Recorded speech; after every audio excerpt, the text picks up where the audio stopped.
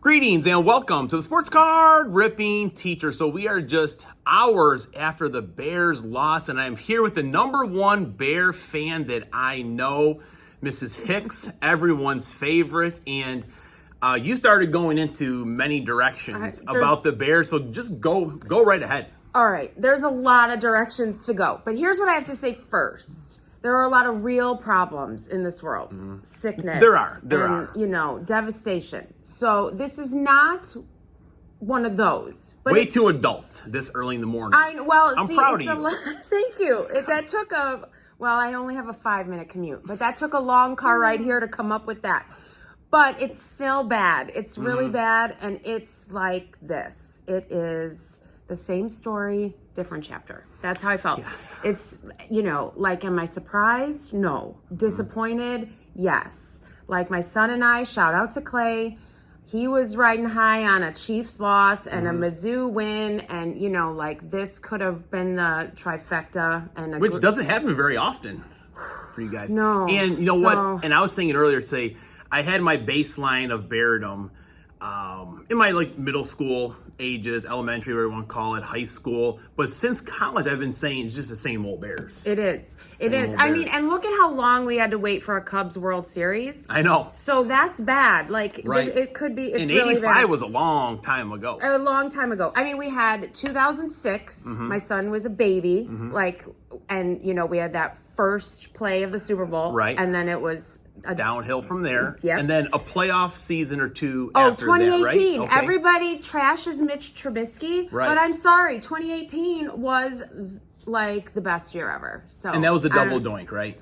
Okay. And it's been cursed. Did Jay Cutler, did he ever go to the playoffs? Because he lost. Yeah, he did. NFC Championship game against the Packers. Okay, that's right. Right. So how do you fix the Bears? I don't know. So this is the thing. I thought Ben Johnson was going to fix it. I thought his Ditka-ish kind of approach to coaching was we were going to come in and play a clean game. And he even said, the team that makes the least amount of mistakes is the one that's going to win this game. And that's true. We had 12 penalties. 12 penalties, and that's what I thought was going to be fixed. Going to clean up. That's what I thought was going to be fixed. So I am really upset about that. And I thought, were those on Caleb? Who is he trying to fool with how he's, calling? Is he trying to, trick his own line? What is happening with the 12... With 12 penalties? I think that was it. I think there were some bad calls. I'm not blaming the refs, but there were some bad calls. And then just some bad decisions. That challenge, you're the Bears. You're going to need your timeout at the end of the game. Very true. Maybe you could coach. Oh my God, no. Nobody. Maybe I think they take that Men in Black thing and they erase the person's brain when they come here because it was what are you doing? Very true. What are you doing? And then the kicker, what was that plan supposed to? But see, it should not have come down to the fourth quarter. They played 2.5 solid quarters. It started falling apart late in the third. Almost 3 solid quarters of football. But as a Bears fan, you are watching that going, there is still a very real possibility we're going to lose this game. I wasn't feeling confident. That little voice in the back. I wasn't confident at all. Not at all. The score going into half, we dominated, but the score was bad. You did say that before, yeah. It should have. It felt like you were up by more. Yeah, yes. The score did not reflect how strongly they came out. Caleb came out scoring first drive. I don't know if. Did that ever happen last year? Scoring on the first drive of the game? I don't know. It didn't seem like it. It did not seem like it. It seemed like he was getting sacked more times than not. So I went to bed and they were winning. And when I woke up, I received this text from one of my buddies, Brother Munin, who you're the biggest Bears fan I know. He is probably second, and he works 60 hours a week. He does stuff. He volunteers things for his kids, and I think like yourself, he deserves to watch a football game and enjoy himself every once in a while. But here's what he had to say.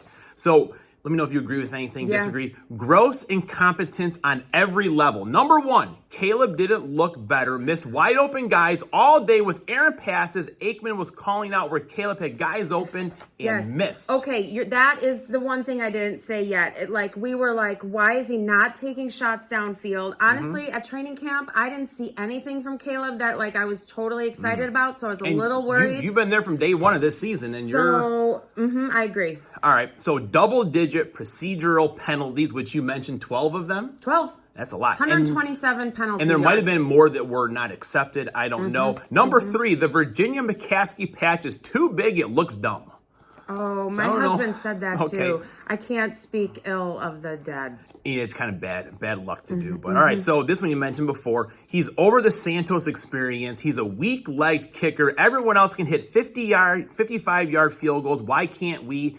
And the Minnesota kicker had a 59-yarder at the end of the half, which kind of, fired them up a little bit. JJ looked fired up. So 3 points kind of turned the tide there a little bit. And the thing is, Cairo, he was our headed into the offseason hero because he kicked the field goal that didn't miss that beat the Packers. Right. We were riding so high. We rode that wave all offseason long.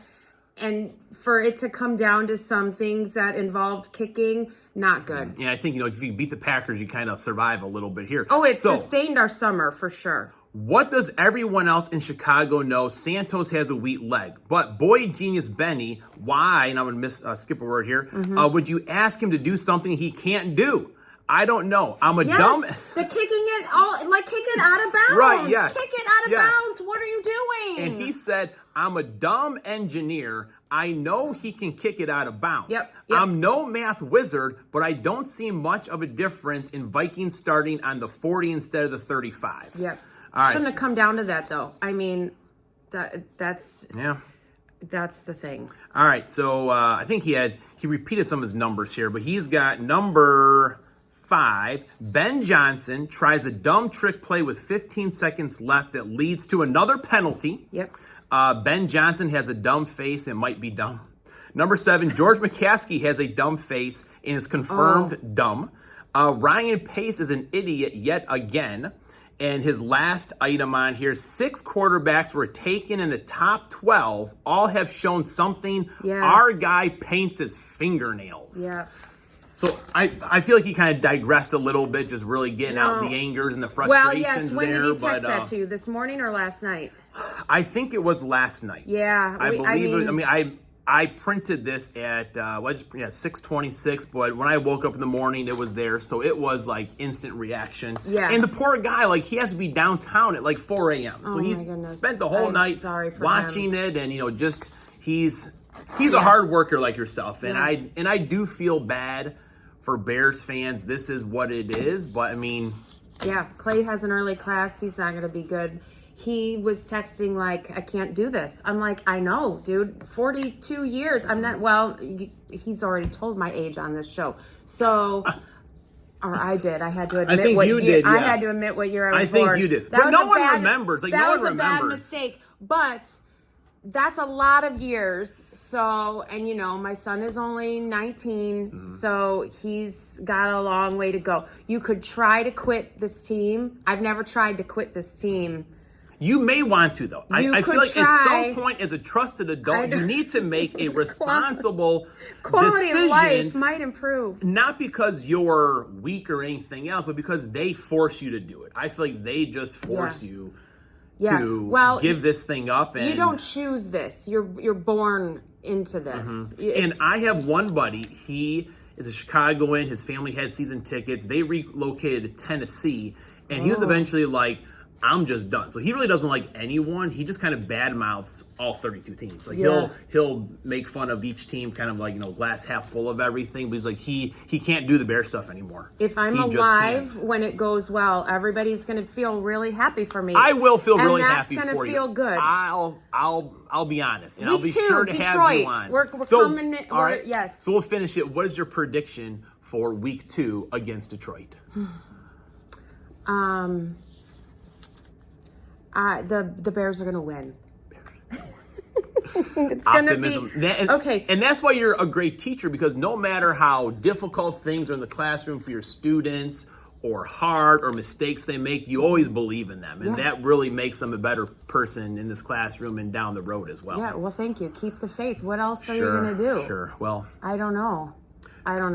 Class is dismissed, and all you Bears fans, have optimism. Have optimism today. Bear down. There you go.